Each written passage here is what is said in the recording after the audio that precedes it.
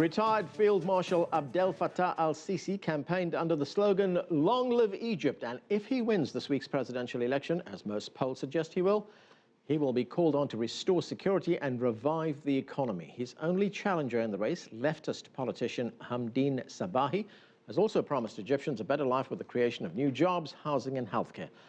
Whomever is announced the next leader of Egypt faces a huge challenge of rebuilding a nation that's faced turmoil over the last 3 years. CCTV's Robert Nagila joins us now from Cairo with the latest. And Robert, how has the election been proceeding so far?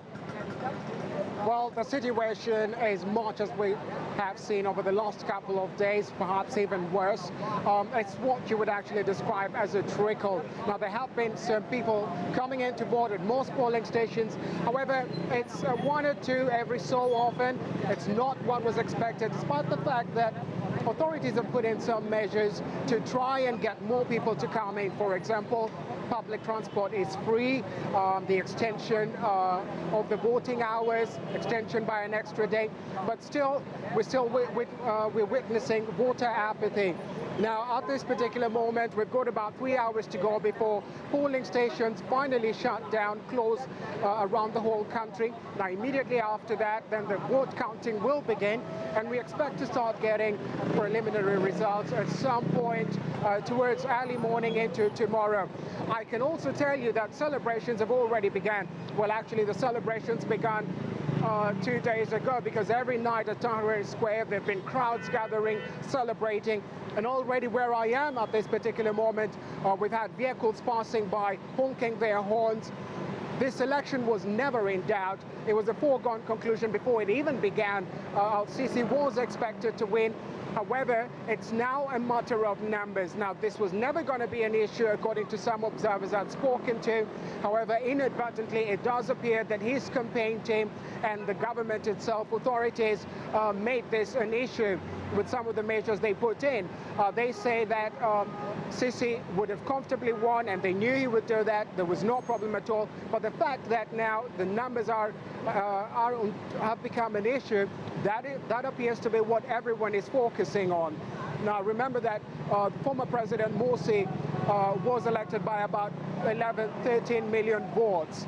So a lot of people will be looking to see if Sisi can actually attain that figure or even higher.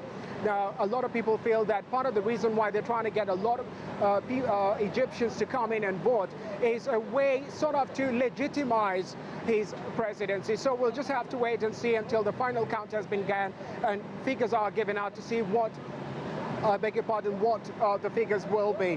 However, I can tell you that by last night, his election team and election officials were estimating that about 35% of Egyptians had already voted. Now, we're talking about 54 million registered voters. Now, that's a lot. So whether he can actually get to at least half that number is doubtable. But if he can pass Morsi, which is what his people will be looking to do, then he will be satisfied with that.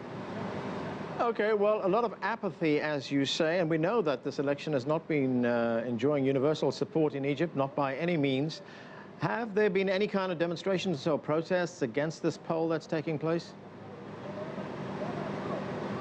Sorry, I didn't get that question too clearly, but yeah, you're right. There's been a lot of voter apathy, not just here in Cairo, but across the whole country. Now, that is for a number of reasons. Part of it is that you know that the Muslim Brotherhood is banned from this country, from any political activities. So a lot of the supporters are not taking part in this. But you also have a huge section of the youth who are not part of the Muslim Brotherhood, who are also not voting. Now, we did speak to quite a few of them this morning, and they say that as far as they're concerned, this election was a foregone conclusion. Their voice is not being heard, their concerns are not being addressed. That's part of the reason why they're not taking part. However, it has been quite an organized election in some respects, in terms of security, for example, especially in the lead up to this election. Egypt was facing quite a few security challenges, and there was a fear that militants would target some of these polling stations and election officials as well. Thus far, there have been some blasts over the last couple of days, however, not much effect, and the election has gone on largely peaceful. Now, as you say, a lot of Egyptians are not voting because they say that their concerns are not being met. But when one looks across the whole country, I mean, what are the issues on which this election is being fought? What are the main issues that concern Egyptian people? Well, again, you have to look at this from two separate schools of thought. Number one, there's huge unemployment in this country. You've got security issues as well. Inflation is very high. And these are some of the things that Egyptians would like to see being met. Now, we've heard from Sisi, and he has spoken on a couple of occasions where he has said that these are some of the things that he wants to address. However, when you speak to those who are not taking part in this election, especially the youth, they say that they feel that what they were fighting for during the revolution has already been swept under the carpet. Now, that their revolution has been stolen from them, and they believe that their concerns are not going to be addressed. Now, they would like those concerns addressed, and they feel that their concerns are not parallel with what the candidates have in mind. So that's a major sticking point at this particular moment. We will have to wait and see how they go about, how the new administration by Sisi, who is widely expected to take this, to become the next president of this country, how he intends to address this. But perhaps before even that, the biggest challenge of all that he faces is uniting this country. Remember that the very fabric of Egyptian society is divided at this particular moment, and he now needs to unify the country. That's a very difficult task, considering that at this moment, a lot of people feel that he has already alienated a section of the society itself. And here I'm talking about the Muslim Brotherhood supporters, the youth as well, who do not want a military administration, or rather a military-backed government in power. Okay, Robert, very quickly, I've got about 20 seconds. What happens next? When can we expect the result to be announced? Well, we expect to start seeing preliminary results from very early Thursday morning. However, the election authorities have until the 30th of June to make a final announcement on who the candidate is. Like I said, it's a foregone conclusion, but we expect that will be much, much earlier.